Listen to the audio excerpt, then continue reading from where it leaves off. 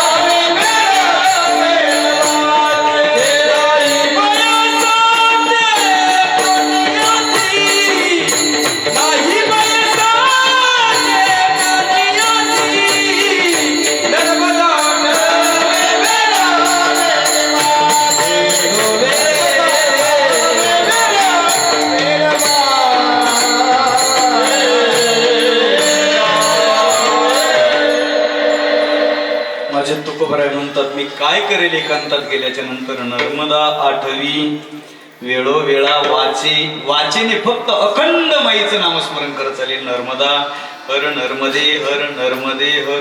काहीच बोलत नाही महाराज परिक्रमावासी. जेवढी पावलं पडतात तेवढं नामस्मरण होतं. काय घडतं सांगू परिक्रमेमध्ये? या देहाने काया वाचा मने, कायेने वाचेने आणि मनाने तप होत. काया वाचा मने झाला विष्णू दास, विष्णू दास होतो. ऐका, अजून एक वाक्य सांगायचं राहील मला, म्हणजे त्या विषयाच्या अंकित सांगतोय. परिक्रमा पुनर्जन्म आहे. परिक्रम काय आहे? पुनर्जन्म. कसा? एवढं सांगतो महाराज. हे माईच्या परिक्रमेचं कीर्तन आहे, आणि या परिक्रमेच्या कीर्तनाच्या बद्दल 4 तास जरी बोलत राहिलं तरी पुरणार नाही. अनुभव तर काही सांगितलं नाही मी अजून. ऐका, पुनर्जन्म काय? मनुष्य संसारिक दुःखाने त्रस्त होऊन ज्या वेळेला माईच्या किनारी जातो त्यावेळेला ब्राह्मण देवता या देहाला ब्रह्मचारी पदाची दीक्षा देतात. काय देतात? आपला संकल्प सोडून घेतात. दंड आणि कमंडलो आपल्या हातामध्ये देतात. मनुष्याला ते संन्यासी ब्रह्मचारी करून सोडतात. कोण? विधीने आपण ज्या वेळेला माईची परिक्रमा करायला सुरुवात करतो, ब्राह्मण देवतेच्या आणि नर्मदा माईच्या ओंकारेश्वराच्या ममलेश्वराच्या साक्षीने दर्शन घेतलं आणि आम्ही परिक्रमेला प्रारंभ केला, पहिला पाऊल पडला, त्यावेळेला अंतकरण भारावून येतं. आई, मी तुझ्या चरणाच्या जवळ आलोय, आता ही परिक्रमा करणं हे तुझं कर्तव्य आहे. जबाबदारी माईवरती टाकल्या जाते. माणूस स्वतंत्र राहत नाही. माई जसं चालवेल तसं चालायचं, माई जसं बोलवेल तसं बोलायचं. आणि ही परिक्रमा करत करत, पावलं टाकत टाकत माणूस साधना करत करत पुढे चालतो ना दादा. ती परिक्रमा पूर्ण होते. परिक्रमा पूर्ण झाल्याच्या नंतर ब्राह्मण देवता पुन्हा गोमुखावरती या देहाकडनं, या पिंडाकडनं झालेलं तप जप याच्याबद्दलचा पुन्हा संकल्प करतात. म्हणजे परिक्रमा उतरवतात. म्हणजे ब्रह्मचारी पद या देहावरती जे आहे ते सोडून घेतात आणि पुन्हा संसारामध्ये जाण्यासाठी आपल्याला काय करतात? परवानगी देतात. आता यातला भाव सांगतो. विठ्ठल पंतांच्या जीवनामध्ये संतती प्राप्तीची योगच नव्हते महाराज. रुक्मिणी मातेचं विठ्ठल पंतांचं लग्न झालं, त्या देहामध्ये त्यांच्या जीवनामध्ये संतती प्राप्तीचे योग नव्हते. पण घडलं असं, त्यागाची वृत्ती अंतकरणात झाली. संन्यासी आश्रम स्वीकारावा हे विठ्ठल पंतांना वाटलं. गुरुगृही गेले, गंगा मातेचं स्नान केलं आणि गंगा मातेचं स्नान करून ब्राह्मण देवतेच्या साक्षीने संन्यासी अवस्था गुरुमंत्राचा जप करून संन्यासी आश्रमाचा स्वीकार जीवनामध्ये घडला. बरोबर. संन्यास आश्रम करत असताना इकडे जी साधना करणारी माता रुक्मिणी होती ती पिंपल वृक्षाला प्रदक्षिणा करायची, सिद्धेश्वराचा जप करायची. घडलं असं स्वामीजींनी यावं आणि आशीर्वाद द्यावे, अष्टपुत्र सौभाग्यवती भव. त्यावेळेला तिच्या मुखातून निघालेला शब्द आहे, माझा पती संन्यासी झाला. आता या जन्मामधला आशीर्वाद का पुढच्या जन्मातला? साधूचा शब्द होता याच जन्मातला. साधू हाडाचा असावा, सोंगाचा नसावा. आशीर्वादाची भीक लागली महाराज आम्हाला, पण आशीर्वाद कोणाची घ्यावी हेच कळेना आम्हाला अजून. कोणाच्या पुढे भीक मागायला लागलोय आम्ही. नाम असा झाला ते दोघं एकमेकाच्या विचारामध्ये मनामध्ये गुंतून गेले. इकडे बराच वेळ झाला काय येत नाही म्हणून स्वतः नर्मदा मैया बघायला गेली. तिने जो प्रकार बघितला त्या प्रकाराने ती क्रोधायमान झाली आणि क्रोधायमान झाल्याच्या नंतर ती मैया त्या बिंदू शिंदू तत्व विशित असणाऱ्या तत्वाने ती रागाने त्या पर्वत रांगांमधून पुढे पुढे सरकायला लागली. पुढे पुढे सरकत असताना तिचं वर्णन फार सुंदर केलंय महाराज. तुडी तान म्हटलंय, तुरडड असं जे म्हटलेलं आहे आद्यगुरु शंकराचार्यांनी त्या अष्टकामध्ये फार सुंदर तिचं वर्णन केलेलं आहे.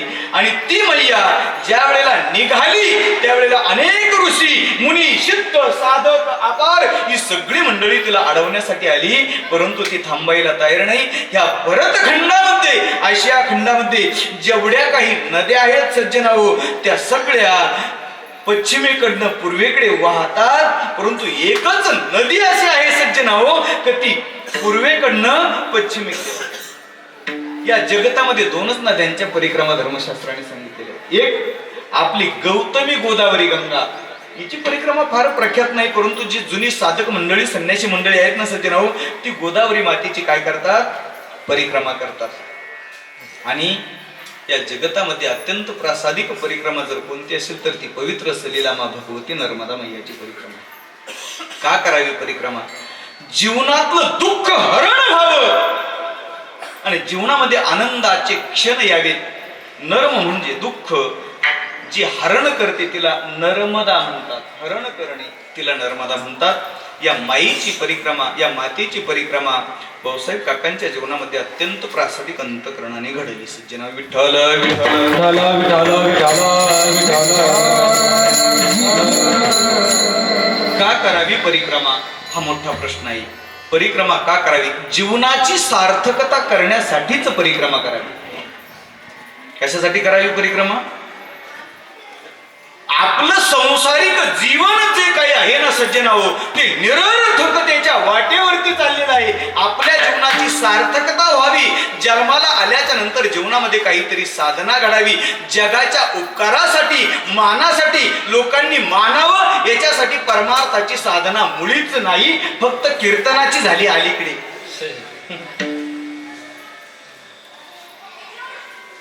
ऐका, लोकांनी मानावं याच्यासाठी धर्मशास्त्र परमार्थाच्या साधनेला बळ देत नाही. ऐका, आपण केलेली साधना जगाला आवडावी, जगाने मानावं, जगाने डोक्यावरती घेऊन नाचावं, याच्यासाठी साधना नाहीये सज्जनो. आपण केलेली साधना ज्याने जन्म दिला ना दादा, त्या परमात्म्याला आवडावी याच्यासाठी आपली साधना असावी, म्हणजे आपल्या जीवनाची सार्थकता होते. आमचं जीवन मोघमे महाराज. मोघाशा मोघ कर्मानो मोघ ज्ञाना विचे. तसं आपलं जगणंही मोघमी, आपलं बोलणंही मोघमी, आपलं चालणंही मोघमी. पुढे जाऊन बोलू, आपण करतो ते भजन सुद्धा मोघमच महाराज. आपण करतो तो परमार्थ सुद्धा मोघमच महाराज. कारण रजतम गुणाने युक्त असणाऱ्या आमच्या भावना त्या साधनेवरती जात असेल तर आम्ही केलेलं पुण्य, आम्ही केलेलं कार्य, आम्ही केलेलं कर्म कदाचित आम्हाला पुण्य फल देऊ शकतं, परंतु परमात्म्याची भेट नाही होऊ शकत. पुण्य फलाने घडेल काय? पुण्य फलाने आपल्याला चांगला योग भेटेल, पुण्य फलाने आम्हाला चांगले भोग भेटतील, पुण्य फलाने आम्हाला चांगली गादी भेटेल, पुण्य फलाने आम्हाला चांगली सत्ता भेटेल, परंतु देव पुण्य फलाने भेटणार नाही, केलेल्या कर्माने भेटणार नाही. देव भेटायचा जर असेल सज्जनाओ तर निष्काम कर्म असावं. केलेलं कर्म ब्रह्मार्पण बुद्धीने कर्म करावं लागेल. तुमचं आमचं जे कर्म आहे सज्जनो ते लोक मान्यतेसाठी कर्म आहे आणि साधूचं जे कर्म असतं ना सज्जनो ते देव मान्यतेसाठी असतं. साधना देव मान्य होण्यासाठी करा, जग मान्य होण्यासाठी करू नका सज्जनो. मग काय आहे परिक्रमा? ऐका दादा, ज्या माईची परिक्रमा जीवनामध्ये घडवायची आहे त्या माईची परिक्रमा का करायची? मी सांगितलं जीवनाची सार्थकता व्हावी. जीवनाची सार्थकता नेमकी आहे कशामध्ये? ऐका, जीवनाची सार्थकता जपामध्ये आहे, जीवनाची सार्थकता तपामध्ये आहे, जीवनाची सार्थकता त्यागामध्ये आहे. देवाचं पूजन प्रदक्षिण तुळशीच्या, देवाचं पूजन प्रदक्षिण तुळशीच्या, देवाचं पूजन प्रदक्षिण तुळशीच्या, देवाचं पूजन प्रदक्षिण तुळशीच्या. युक्त आरवी आरते मैत्रियानु तार, युक्त आरवी आरते मैत्रियानु तार, काळ तारावं चिंतने एकात्वाची गंगा तारे, काळ तारावं चिंतने एकात्वाची गंगा तारे. देवाचं पूजन प्रदक्षिण तुळशीच्या, देवाचं पूजन प्रदक्षिण तुळशीच्या, तुळशीच्या.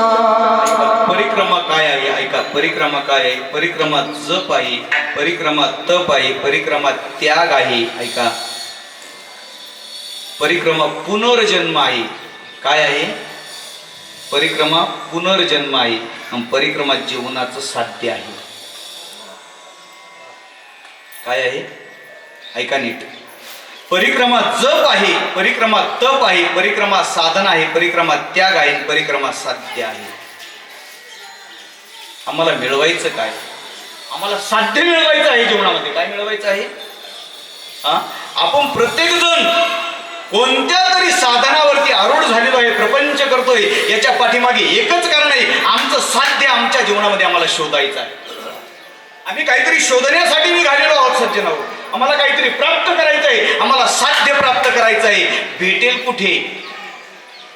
ते साध्य प्राप्त करण्यासाठी आम्ही अनंत साधनाचा उहापोह केलेला आहे. आम्ही अनंत साधना जीवनामध्ये जोडलेली आहे. आणि जे साधना आमच्या जीवनामध्ये आम्ही प्राप्त करतोय, ज्या साधनावरती आरूढ होतोय, जे साधना आम्ही आमच्या जीवनामध्ये अंगीकारलेले आहे, ते सगळे साधन आम्हाला आमच्या साध्यापर्यंत पोहोचवताय का? हाही विचार होणं फार गरजेचं आहे. आम्ही ज्या साधनावरती आरूढ झालेलो आहोत सज्जन हो, त्या साधनाने आम्हाला सुख दिलं का दुःख दिलं हा फार मोठा विचार आहे. ऐका ऐका बोलेल मी. आम्ही जे साधनं करतोय ना सज्जन हो, आम्ही संसारामध्ये जेवढी जेवढी साधनं केली ना दादा, तेवढी तेवढी दुःखाला जन्म देणारी ठरली. आम्ही ज्या साधनावरती आरूढ झालोय, ज्याचा अंगीकार केलाय, त्यांनी आम्हाला सुख दिलं नाही. आणि जीवनाचं अंतिम ध्येय, जीवनाचं अंतिम साध्य जर काय असेल तर या जीवाला मनशांती आणि सुख मिळालं पाहिजे. जीवाचं साध्य सांगतोय मी. ऐका, जीवाचं काय सांगतोय? साध्य. या जीवाचं अंतिम साध्य काय आहे? तर या जीवाला मनशांती मिळाली पाहिजे आणि या जीवाला सुख मिळालं पाहिजे. आणि आम्ही ज्या संसारामध्ये रममान झालेलो आहोत, या संसारामध्ये आतापर्यंत सुखी कोणी झाला का?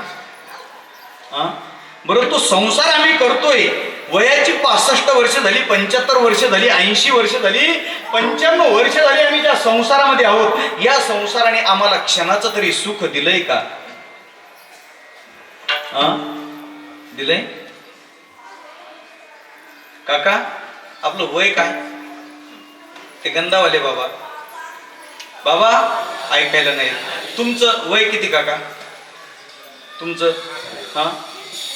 65. काका तुमचं 68. दाजी तुमचं 50. 50 वर्षात आपल्याला या संसाराचं काय काय कळालं? 65 वर्षात, 70 वर्षात कळालं काही? काही कळालं नाही. आपण संसार करतोय दादा, बरोबर आहे. माझ्यासहित तुम्ही सगळी, म्हणजे त्यांना घेतलं म्हणजे तुम्ही नाही असं नाही. आपल्याला 50-55 वर्षात या संसारामध्ये बेनिफिट, रिप्लेसमेंट काय मिळालं? कारण कोणताही कर्म, कोणतंही साध्य, कोणतंही कार्य करत असताना, माणूस पाऊल टाकत असताना पहिल्यांदा एकच विचार करतो, रिप्लेसमेंट. परत काय भेटलं? बेनिफिट, काहीतरी मिळालं पाहिजे. काय मिळालं मला सांगा? आपल्या संसारात आपल्याला काही मिळालं तर नाही, पण त्याच्यातलं काही कळालं? महाराज, आपल्या घरात तांबे किती आहे? तांबे ज्या संसारामध्ये 24 घंटे आपण राहतो ना, त्या संसारातल्या मान्यवरचे तांबे माहित नाही आपल्याला किती आहे माहित? संसार कुणाकडनंही पूर्ण झाला नाही आणि होणार नाही, पण ऐका, या संसारामध्ये सुखी होण्याची फार मोठी ताकद आहे महाराज.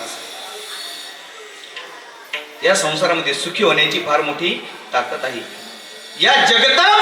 या जगतामध्ये मनुष्य अंतिम ध्येयाच्या दिशेने वाटचाल करतोय. रिप्लेसमेंट मिळाली पाहिजे, सुख मिळालं पाहिजे या विचाराने वाटचाल करतोय. परंतु आम्ही जो प्रयत्न करतोय, जे साधन करतोय, जे साध्य करतोय, ते ज्याचा संग करायला जातोय ना सज्जनो, ते आम्हाला दुःखच द्यायला तयार होतो.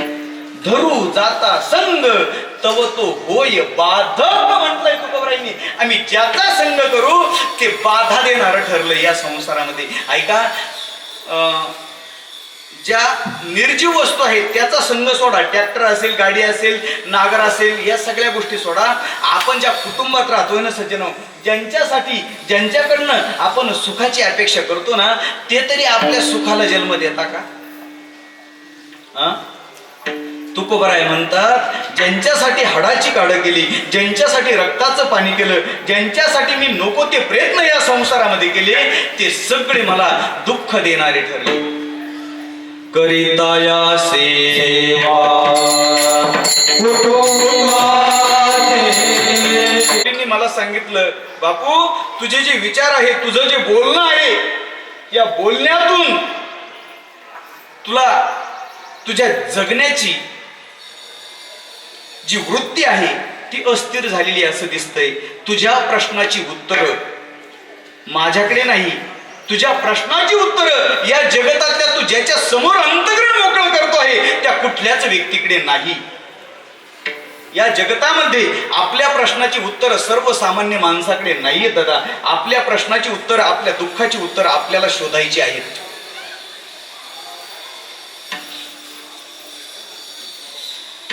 माऊलींनी सांगितलं, तुझ्या प्रश्नाची उत्तर तू ज्यांच्या समोर अंतःकरण मोकळं करशील ते भावनेने 2 मिनिटं प्रेरित होतील, परंतु ते तुझ्या प्रश्नाचं उत्तर देऊ शकणार नाही. तुझ्या प्रश्नाची उत्तर तुला शोधायची आहे. बापू काय करू मी सांगा ना माऊली. माऊलींनी सांगितलं, बापू साधना करावी लागेल. साधना काय करू? एकांतात जावं लागेल. कुठे जाऊ माऊली? पवित्र सलीलामा भगवती नर्मदा मैयाची परिक्रमा कर. कदाचित तुझ्या संसारामध्ये तुला काही प्राप्त होईल हे मला माहित नाही, ते तुझं प्रारब्धाचं फळ आहे. पण ऐक, तुझ्या जीवनामध्ये साधना जर घडली तर तुझ्या जीवनामध्ये तुझ्या प्रश्नाची जी गुह्य असणारी उत्तर आहेत ती तुझ्या समोर उभी राहतील. जे अजून तुमच्या आमच्या मनामध्ये आहेत ते प्रश्न अजून कुणाला सुटले नाही. ते प्रश्न सुटतात कुठे? माईच्या तीरावरती. माईच्या तीरावरतीच का सुटतात? एकांतामध्येच त्या प्रश्नाची उत्तरं काय मिळतात याचं कारण सांगतो. तुम्ही ज्या संसारामध्ये, ऐका, तुम्ही ज्या संसारामध्ये आपल्या प्रश्नाची उत्तरं शोधण्याचा प्रयत्न करता आहात सज्जनाओ, हा संसाराचा जो किनारा आहे, या संसारावरती जी चाललेली वाटचाल आहे ही वाटचाल भोगाची आहे. आणि आपण माईच्या किनारी जी चालतो ना ती वाटचाल त्यागाची आहे. म्हणून एक वाक्य बोलतो, ऐका, संसाराचा किनारा हा भोगाने भरलेला आहे आणि माईचा किनारा हा त्यागाने प्रेरित आहे. आणि भोग ही जीवनाची आगतिकता आहे तर त्याग ही जीवनाची आकांक्षा आहे. भोगी जीवाला नेहमीच त्यागी जीवन प्रिय आहे. महाराज, आज भाऊसाहेब काकांची मिरवणूक का काढली? लेकरांना आपल्या बापाबद्दल एवढं प्रेम का निर्माण झालं? त्या बापाच्या जीवनातला 91 दिवसाचा त्याग हा त्या मिरवणुकीचं कारण आहे. मोगण्याची मिरवणूक नाही निघत महाराज, त्यांची अंत्ययात्रा निघते. मोगण्यांचा दावा होतो का नाही हा मोठा प्रश्न आहे. पण सार्थकी जीवनाची याची देही आणि याची डोळा भोगू सुखाचा सोहळा याच देही हे सगळं याच जन्मामध्ये बघायला भेटलं पाहिजे. ऐका ना दादा, बोलेल मी, प्रत्येक मुलाने एक विचार केला पाहिजे. आपण आपल्या आईबापाच्या बद्दल कोणते सोळे बघितले, कोणते सोळे करतो आपण आपल्या आईबापाचे? डोळ्या देखत आपण आपल्या आईबापाचे कोणते सोळे करतो? करत नाही. का करत नाही? आता हा मोठा प्रश्न आहे. याचं उत्तर द्यायला गेलो तर त्याचं उत्तर अनुत्तरित आहे. पण बोलेल मी, आईबापाने सुद्धा तसं कर्म करावं का जे कर्म केल्याच्या नंतर आपल्या पोरांचं नाक या जगतामध्ये उंचावेल आणि आपल्या पोरांना सुद्धा आपल्या आईबापाचं कौतुक वाटेल. आणि जे बापाने केलं ते आपल्या मुलांना करावं वाटेल असं ज्ञानोबराय स्पष्ट बोलतायत. येथ वडील जे जे करीती तया नाम धर्म ठेवीती येरते अनुष्ठिती सामान्य सखळ. आपल्या बापाचं असं कौतुक असावं का आपल्या बापाने ती साधना करावी जी साधना परिक्रमावासियांच्या जीवनामध्ये, भाऊसाहेब काकांच्या जीवनामध्ये घडली. आल्याच्या नंतर बाप 91 दिवसानंतर आपल्या गावी येतोय. या बापाच्या जीवनातला त्याग मोठा आहे महाराज. काय मोठा आहे? त्याग. आज त्यांची आरती झाली, त्यांची पूजा झाली, त्यांचं चरणाचं तीर्थ लेकरांनी आपल्या मुखावरती घेतलं. याचं कारण काय? आपल्या बापाची चरण प्रत्येक मुलाला वंदनीय आहे, पूजनीय आहेत, परंतु ते चरण त्या वाटेवरती सुद्धा चालले पाहिजे. लेकरांचा दोष नाहीये महाराज. आपणही आपलं अंतकरण, आपलं आचरण इतकं शुद्ध ठेवा, इतकं शुद्ध ठेवा का जेणेकरून जगाला कौतुक वाटेल याहीपेक्षा आपल्या घराला आपलं कौतुक वाटलं पाहिजे. असं जीवन जगा. नाही तर महाराज आपल्या मरणाची वाट पाहणारे काही कमी आहेत का आपल्या घरचेच? म्हणून हा सोहळा अत्यंत प्रासादिक झाला. तुकोबराय म्हणतात, जीवनामध्ये दुःख सांगायचं असेल, ऐका, जीवनामध्ये दुःख सांगायचं असेल तर कुणालाही सांगत बसू नका. त्या दुःखाची संसारातली जेवढी प्रश्न आहेत ना महाराज ते अनुत्तरित आहे. त्या प्रश्नाची उत्तरे जगाकडे नाही. आणि जर तुम्हाला सांगायचं असेल तर त्यागाच्या भूमीतच जावं लागेल. त्यागाच्या भूमीमध्ये गेल्याच्या नंतर, ऐका, त्यागाच्या भूमीमध्ये गेल्याच्या नंतर आपला संवाद माईशी झाला पाहिजे. हे माईचं कीर्तन आहे महाराज. ते एवढे सहज असं जे परिक्रमेचं कीर्तन आहे. परिक्रमा काय आहे? माईच्या सानिध्यातलं जीवन काय आहे? माईच्या सानिध्यातलं जीवन जप आहे. माईच्या सानिध्यातलं जीवन तप आहे. माईच्या सानिध्यातलं जीवन साध्य आहे. माईच्या जीव साधना आहे. आणि माईच्या सानिध्यातलं जीवन मनुष्य जीवनाचा पुनर्जन्म आहे. आता हे पटपट सांगत चालतो. जप काय? अखंड नामस्मरण असतं महाराज. काय असतं? अखंड नामस्मरण. नर्मदे हर, नर्मदे हर. बाकीचं काही बोलायचं नाही. आता काही आहेत महाराज, असू द्या. हा, नर्मदे हर भजन करायचं. जप आहे. जप घडता घडता या देहाने तप घडतंय. काया वाचा मने काय घडतं? तप घडतं. या देहाने काय घडतं? तप घडतं. जप आहे, तप आहे, त्याग आहे. या देहाने संसाराचा काय केलेला आहे? त्याग केलेला आहे. त्याग आहे. या देहाने जीवनाचं साध्य मिळवण्यासाठी जीवन सार्थकी लावावं म्हणून त्या वाटेवरती लागले. म्हणून या देहाचं ध्येय साध्य आहे. काय आहे? साध्य आहे. ऐका, अजून एक वाक्य सांगतो. परिक्रमा म्हणजे काय? परिक्रमा म्हणजे जीवनाची वजाबाकी. काय आहे? वजाबाकी. काय काय वजा करायचंय महाराज? पहिल्यांदा अवाजवी वाढलेलं 70-80 किलोचं वजन ते कमी होतं. ऐका ऐका, परिक्रमा वजाबाकी महाराज. काय कमी होतं? जे 70-80 किलोची अवाजवी वाढलेली, सायन्सच्या दृष्टीने सांगतोय, एखादं जर लय डोकं लावणार असेल, काय मिळालं महाराज? या देहातली अवाजवी वाढलेली चरबी ही कमी झाल्याच्या नंतर कोणत्याही डॉक्टरला विचारा, कोणत्याही थेरपीवाल्याला विचारा, माणसाचं 10 वर्षाचं आयुष्य वाढतं आणि श्वासाची गती स्थिर होते. म्हणजे परिक्रमा वजाबाकी. काय? आयुष्य वाढतं आणि मृत्यूची वजाबाकी होती. पहिल्यांदा सांगतो, ऐका, वजाबाकी. ऐका, अजून काय कमी होतं? वजाबाकी काय होते जीवनातली? हे जे डोकं आहे का महाराज, एवढं एवढं, याच्यामध्ये जे काही ठास ठासून भरलेला आहे ना, तो गोंधळ चाललाय ना. हा असा बोलला, तो तसा बोलला, यांनी अशी काडी केली, त्यांनी तशी काडी केली, यांनी अशी माडी बांधली, त्यांनी तशी गोडी घेतली. हे जे सगळं चाललंय ना, हे अवाजवी जे भरलेलं रिकामं जे आहेत ना, ते वजा झालं पाहिजे. आणि ते जपाने वजा होतं, तपाने वजा होतं, ते साध्याच्या विचाराने वजा होतं.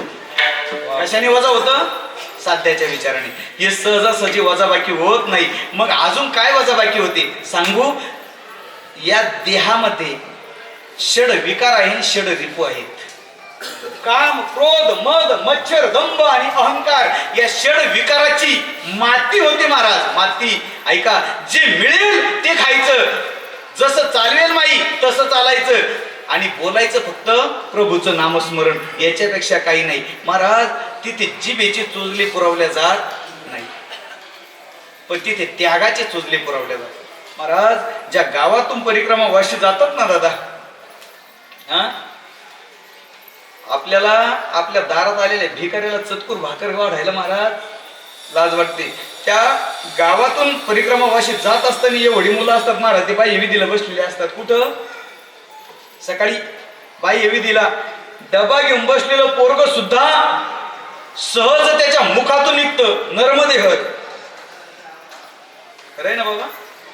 डब्याला बसलेलं पोरग, त्याला कळत नाही मी कुठं बसलोय, पण त्याच्या सुद्धा मुखातून काय निघतं?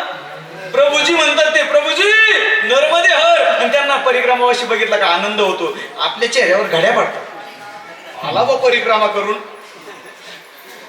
नाही एवढा अंतर आहे आपल्यातलं, बघा कळाला तर नाही या मागून. तिकडच्या लोकांचं ना आपला इतका अंतर आहे. म्हणून जीवनामध्ये साधना मार्गावरती आरूढ झालेल्या साधकाच्या जीवनातला त्याग मोठा असावा लागतो, आणि तो त्याग माईच्या किनारी घडतो. एकांताचे सुख देई मज देवा. तुकोबराय म्हणतात, ते सुख मला दे. का दे? माझ्या जीवनामध्ये जप घडतो, माझ्या जीवनात तप घडतो, माझ्या जीवनातली वजाबाकी होते. ऐका, जीवनामध्ये ही वजाबाकी करत असताना, हे जप करत असताना, तप करत असताना या देहाला सहज पवित्रता प्राप्त होते. आणि ही पवित्रता प्राप्त होण्याचं कारण म्हणजे नामस्मरण आहे. आणि या नामस्मरणाने जीवनामध्ये काय मिळालं? या नामस्मरणाने, या साधनेने, या सगळ्या गोष्टीने जीवनामध्ये आम्हाला मनशांती मिळाली. म्हणून तुकोबराय म्हणतात, आम्हाला एकांताचं सुख दे. एकांताचे सुख देई मज देवा. आघात या जीवा चुकोन्या.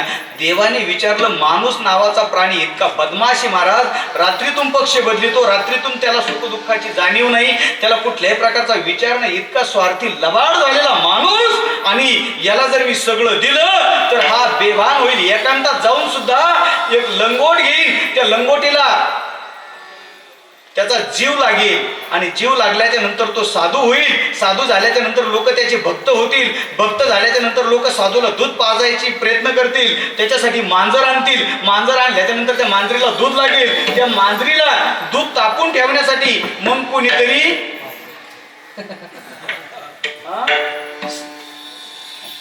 स्त्री लागेल, आणि ती स्त्री सुद्धा नेऊन घालतात लोक. आणि ती नेऊन घातल्याच्या नंतर मग 2-4 वर्षांनी त्या साधूच्या आश्रमावरती जातात.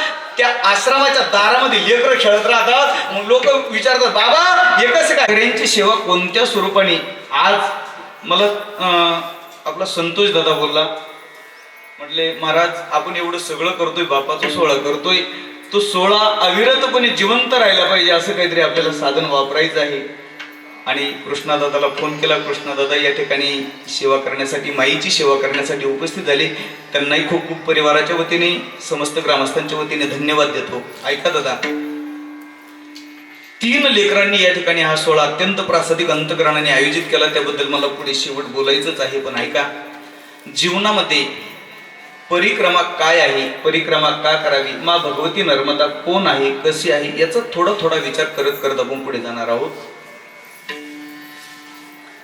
समुद्र मंथन झालं, आणि मंथन झाल्याच्या नंतर हलाल विष त्या समुद्र मंथनातून जे 14 रत्न निघाले त्यामध्ये निघालं. ते विष भगवान भोले बाबाने प्राशन केलं, आणि अंगाचा दाह व्हायला लागला. हा दाह होत असताना भोले बाबाने अनेक प्रकारचे प्रयत्न केले, आणि हे प्रयत्न करत असताना भोले बाबाला लोकांतामध्ये जे सुख भेटायला पाहिजे ते भेटत नव्हतं. ते विष अंगामध्ये आग करत असताना साधना करावी, आणि भोले बाबाची साधना जर काय असेल तर भोले बाबाने राम नामाचा जप करावा, विष्णूचा जप करावा. ऐका, हा जप करण्यासाठी, हे तप करण्यासाठी त्यांनी एक साधन अंतकरणामध्ये धारण केलं. त्याचं नाव आहे नामस्मरण. आणि हे नामस्मरण करण्यासाठी ते निघालेत महाराज. जात असताना त्यांनी ते साधन कुठे करावं, ती जागा कोणती असावी, ते क्षेत्र कोणतं असावं, त्या क्षेत्राचा महिमा काय असावा आणि त्या साधनेमध्ये विक्षेप होणार नाही याचा सर्वतोपरी विचार केला. आणि त्यांनी निवड केली ते साधन करण्यासाठी ते मैखल पर्वताच, म्हणजे ज्याला आज आपण अमरकंटक म्हणतो, त्या ठिकाणी जाऊन अत्यंत प्रासादिक अंतकरणाने भोलेबाबांनी साधना करावी. साधना करत असताना अंगाला आलेला जो घाम होता महाराज, त्या घामाच्या एका बुंदापासून पवित्र सलीला मा भगवती नर्मदा मैयाचा जन्म झाला. जन्म झाल्याच्या नंतर रंगायला लागली, खेळायला लागली. तपस्वी साध्य साधनाच्या आरूढ झालेला तो पिंड, तो महात्मा, तो देव, तो भोले बाबा, ती छोटस बालक बघितल्याच्या नंतर अंतकरणातले भाव जागृत झाले आणि तिचा कन्या रूपाने आपल्या जीवनामध्ये स्वीकार केला.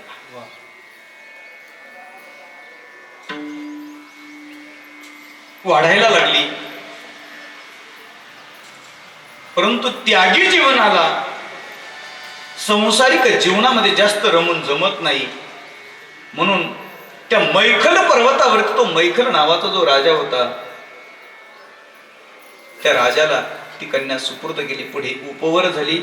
वेळेचं खूप बंधन आहे महाराज. ती उपवर झाल्याच्या नंतर तिचं लग्न करावं. आता उपवर होणं म्हणजे 32 वर्षाची होणं असं नाही.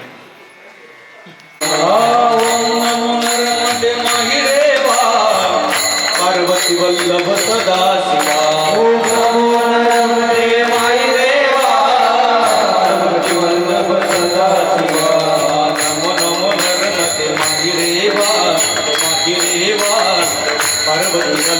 सदा शिवा. हो नमो माई देवा. पार्वती वल्लभ सदा शिवा.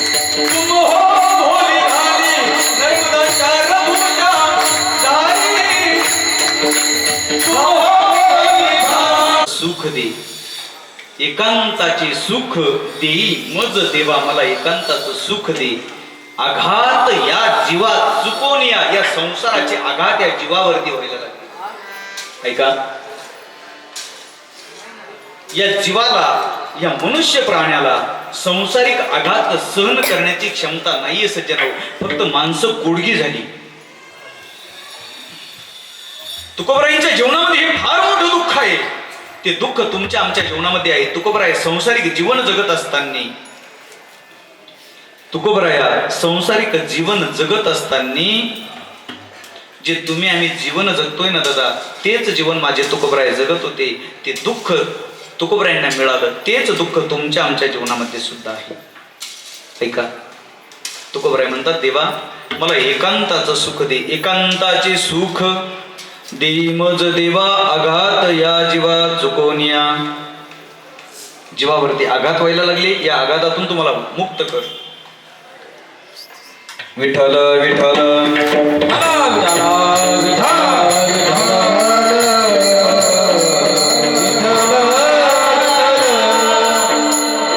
तुकोबराय एकांत मागतायत. सज्जन, या जगतामध्ये एकांत आहे कुठे?